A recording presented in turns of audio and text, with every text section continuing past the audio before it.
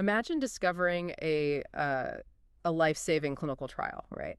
But not because your doctor suggested it, Right. but because an artificial intelligence actually read your 15-year-old medical file and, spotted a pattern that everyone else just completely missed. It sounds like sci-fi, I know, but it actually happened. Yeah, it's So, wild.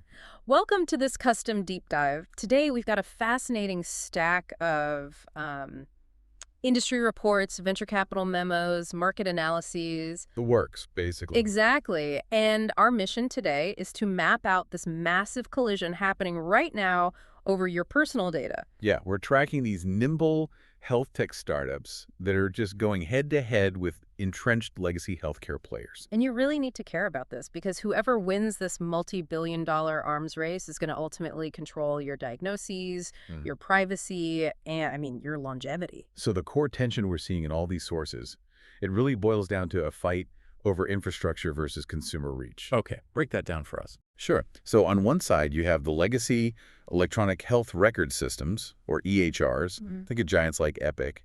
They're these massive software platforms that basically run modern hospitals. Right. They own the data pipelines, Hmm. and they are fiercely guarding them. The reports show they're launching their own built-in AI charting tools and honestly aggressively suing third-party data aggregators. Like Health Gorilla, right. Exactly. Suing them to restrict outside access to that patient data. It's kind of like they're building these walled-off medieval cities. That's a good way to put it. And we're even seeing massive legacy consolidation in the sources, like this $30 billion roll-up called Thoreau that's trying to rival existing powerhouses like Optum. Yeah, they're digging in. But then big tech shows up, and they're just parachuting directly into the consumer's living room. Companies like OpenAI and Anthropic are aggressively pushing models specifically built for healthcare. Because big tech has the one thing hospitals don't have, right? Hundreds of millions of daily active users just already interacting with them on their phones. Which brings us back to that AI diagnosis from the intro. The sources detail this case with a patient, Morgan Gleason. She was rejected from a clinical trial. Oh, right, the ChatGPT case. Yeah. When her decades-old, super messy records were fed into ChatGPT, it actually found an alternate diagnosis. And the mechanism there is what's really wild.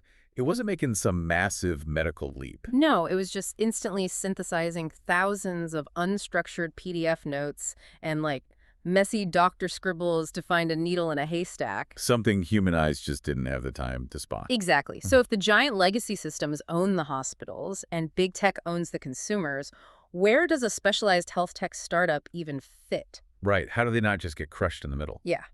The sources suggest they have to dig incredibly deep, specialized moats. So companies like Open Evidence, which is apparently valued at $12 billion now, or AI scribe startups like Nabla. They're shifting away from basic large language models. Right. Nabla is partnering to build what they call predictive world models. And that distinction is crucial. A standard language model just predicts the next logical word in a sentence based on the internet. Right. But a world model in healthcare tries to understand the underlying clinical logic.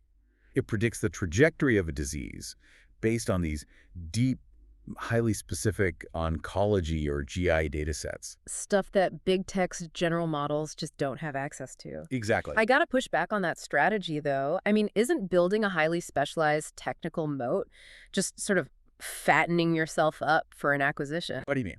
Well, the sources highlight traditional giants like Boston Scientific swallowing up specialized makers like Penumbra for, $14.5 billion? Doesn't specialization just mean you're in the waiting room to get bought out? Well, that is the historical precedent. Yeah. But the consensus across the VC notes we're reviewing argues that distribution is actually the ultimate moat. Okay. Clinical accuracy alone just isn't enough anymore. A startup has to embed its tools so deeply into a doctor's daily workflow. Like saving them hours of paperwork on day one. Exactly. So deeply that removing it would just cause total chaos. If you become an indispensable daily habit, you dictate your own terms, whether that's surviving independently or forcing a massive premium in an acquisition. Right. And to fund this entire battle, both the startups and the incumbents are aggressively chasing a new kingmaker, which is Medicare. Yes. The government just launched Accesses. Right, this 10-year tech-focused model that fundamentally changes how care is paid for. It shifts the entire incentive from fee-for-service to paying for actual outcomes. Which is huge. Yeah. Traditionally, hospital bills for episodic care. You show up, they run a test, they bill for the test. Access actually pays a fixed amount to manage chronic issues based on whether the patient stays healthy. Though the VCs do warn that, high customer acquisition costs and churn are still stubborn laws of physics here. But let me ask you this. How does paying for a health result rather than a service flip the advantage away from a massive hospital system and toward a nimble AI agent? Because a physical hospital is built for throughput, getting heads in beds, running procedures. Right. But paying for an outcome requires continuous 24/7 monitoring, proactive intervention. Ah, I see. A specialized AI agent can track your daily vitals from a wearable and adjust your care in real time at basically zero marginal cost. A brick-and-mortar hospital just isn't designed for constant ambient monitoring.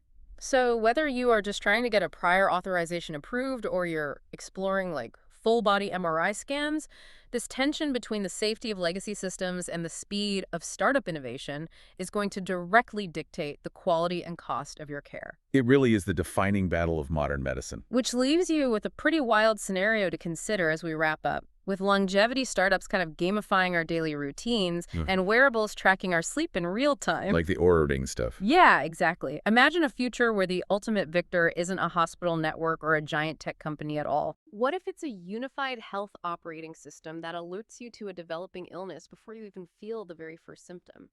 The real question you have to ask yourself is, when that day comes, who is going to hold the keys to that system?